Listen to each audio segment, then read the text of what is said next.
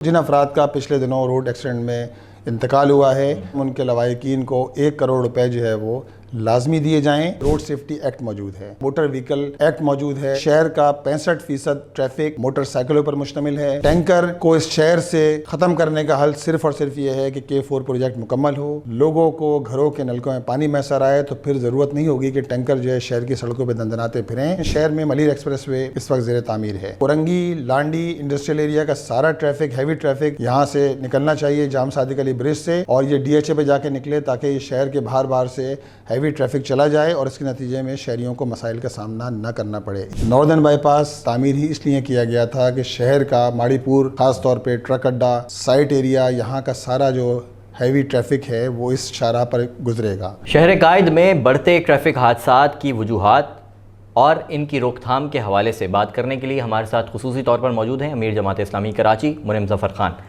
سر، بہت شکریہ آپ کے وقت کا۔ مجھے یہ بتائیے گا سب سے پہلے کہ ان ٹریفک حادثات کی وجوہات آپ کی نظر میں کیا ہیں؟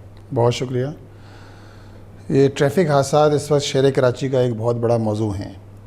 گزشتہ سال 2024 میں 8000 لوگ ان حادثات کی وجہ سے زخمی ہوئے اور 775 کے قریب افراد ایسے تھے کہ جن کی ہلاکتیں ہوئیں، اور اس سال یہ امید بندی تھی کہ شاید ان واقعات کی روک تھام ہو، لیکن پچھلے 42 دن 1 جنوری سے 12 فروری تک شہر میں 104 واقعات ایسے ہوئے ہیں کہ جس میں حادثات کی صورت میں لوگ اپنی جان سے چلے گئے اور زخمی اس کے علاوہ ہیں۔ اور اگر اس کی ذمہ دار قرار دیا جائے تو یہ حکومت سندھ ہے جو پچھلے 17 سال سے صوبے پر براجمان ہے۔ اس کا حل آپ کی نظر میں کیا ہے؟ روک تھام کیسے ممکن ہے؟ اب شہر کراچی میں ایک ناردرن بائی پاس ہے اور اسی طرح ایک ملیر ایکسپریس وے اس وقت زیر تعمیر ہے۔ ناردرن بائی پاس NHA کے تحت تعمیر کیا گیا ہے، اسے M10 بھی کہتے ہیں، اور یہ تعمیر ہی اس لیے کیا گیا تھا کہ شہر کا ماڑی پور، خاص طور پہ ٹرک اڈا، سائٹ ایریا، یہاں کا سارا جو ہیوی ٹریفک ہے وہ اس شاہراہ پر گزرے گا، اور یہاں سے پھر M9 سے ملے گا، سپر ہائی وے پہ جا کر یہ ملے گا۔ لیکن عملاً یہ ہوتا ہے کہ دن کے اوقات میں تو کچھ نہ کچھ ٹریفک وہاں ہوتا ہے، ہیوی ٹریفک، لیکن رات میں وہاں سیکیور نہ ہونے کی وجہ سے، سیکیورٹی نہ ہونے کی وجہ سے ڈرائیور وہاں جانے سے اجتناب کرتے ہیں۔ اب یہ تو حکومت کی ذمہ داری ہے کہ وہ جو پولیس کو اس بات کا پابند کرے کہ وہاں سیکیورٹی پرووائڈ کی جائے۔ سیکیورٹی ہوگی تو لوگ ٹرک ڈرائیور وہاں جائیں گے، اگر وہاں چھینا جھپٹی ہوگی، وہاں سیکیورٹی نہیں ہوگی، وہاں جو ہے لائٹ کا پراپر انتظام نہیں ہوگا، تو عموماً یہ ہیوی ٹریفک وہاں جانے سے اجتناب کرتا ہے۔ اس کی ساری ریسپانسبلٹی وفاق پر ہے کیونکہ وفاق کے زیر انتظام آتا ہے۔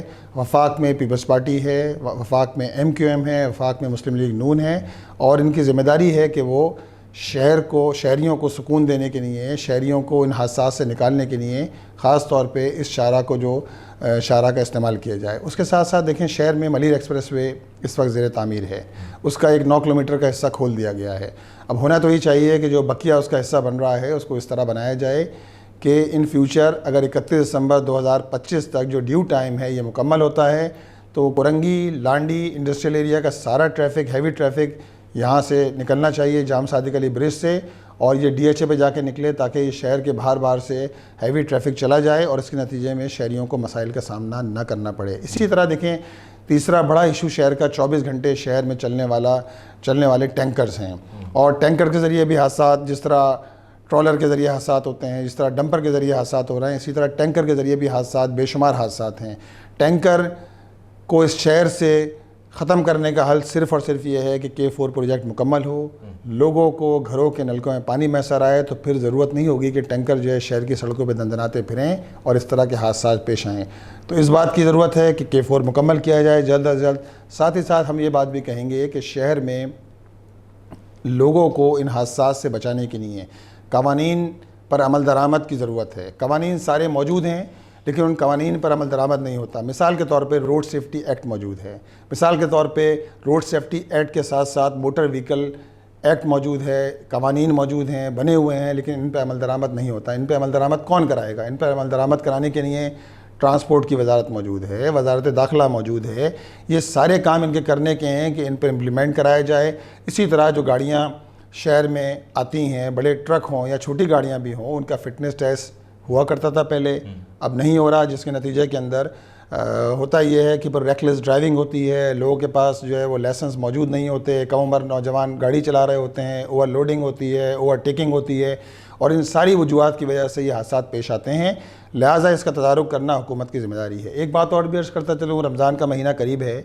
رمضان سے پہلے حکومت کم از کم اتنا ضرور کرے کہ حکومت روڈوں کی کارپیٹنگ کرے. روڈوں کی کارپیٹنگ نہ ہونا اور شہر کا انفراسٹرکچر تباہ ہونا, شہر میں بڑے بڑے گڑھوں کا ہونا سڑکوں پر, اس کے نتیجے میں بھی شہر میں حادثات پیش آ رہے ہیں, کیونکہ شہر کا 65% ٹریفک موٹر سائیکلوں پر مشتمل ہے. جو مڈل کلاس اور لوور مڈل کلاس جو نوجوان ہیں اور طبقہ جو ہے اس کی سمجھ لیں ایک واحد سواری رہ گئی ہے. اب شہر میں انفراسٹرکچر تباہ ہونے کے نتیجے میں بائک سوار گرتے ہیں اور پیچھے سے آنے والے ٹرک یا گاڑیاں ان کو رون دیتی ہیں, اور اس طرح کے بے شمار واقعات پچھلے دنوں میں ہوتے رہے ہیں جن میں جانیں گئی ہیں.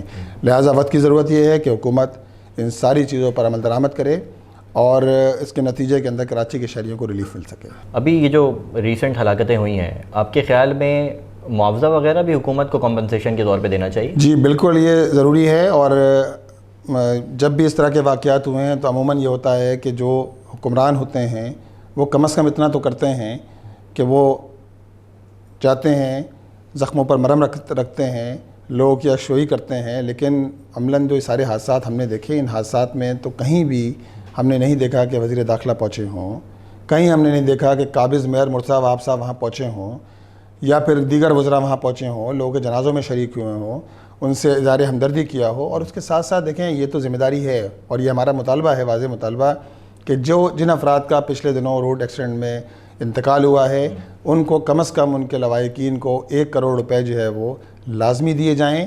اور دیکھیں یہ نعم البدل نہیں ہو سکتا انسانی جان کا, لیکن کم از کم حکومت یہ تو کر سکتی ہے کہ جن حالات سے وہ گزر رہے ہیں. اب دیکھیں نا, ماں باپ کی ڈیتھ ہو گئی, ان کے 2 بچے ہیں, چھوٹے بچے ہیں, ان کے 12-13 سال کے بچے ہیں. مجھے بتائیے کس طرح آنے والے وقت میں کتنی مشکلات وہ فیس کریں گے یا ان کے عزیز و اقارب فیس کریں گے. تو حکومت کی ریسپانسبلٹی ہے جس کو پورا کرنا چاہیے. سر بہت بہت شکریہ آپ کی تشریف آوری کا, شارٹ نوٹس پہ آپ تشریف لائے اور بڑی فصاحت کے ساتھ آپ نے ذمہ داران کا تعین بھی کیا اور حل جو تجویز کیا آپ نے, اٹ واز تھاٹ پرووکنگ. شکریہ آپ کے وقت کا. بہت شکریہ.